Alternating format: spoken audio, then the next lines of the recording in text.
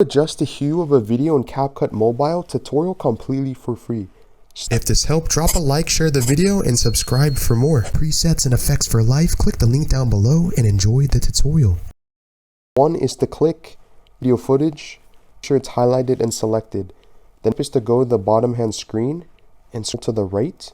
See the option which should say adjust, which is to auto reframe and next to video quality. This will work for Android and iOS devices, and just stay till the end because I'm going to show you how to add a keyframe to hue your video footage in Capcut Mobile. Now basically, I'm going to scroll to the right until you see the option which say hue, next to fade and next to temp. You scroll this straight, consider video changing color or the hue of the color of the video.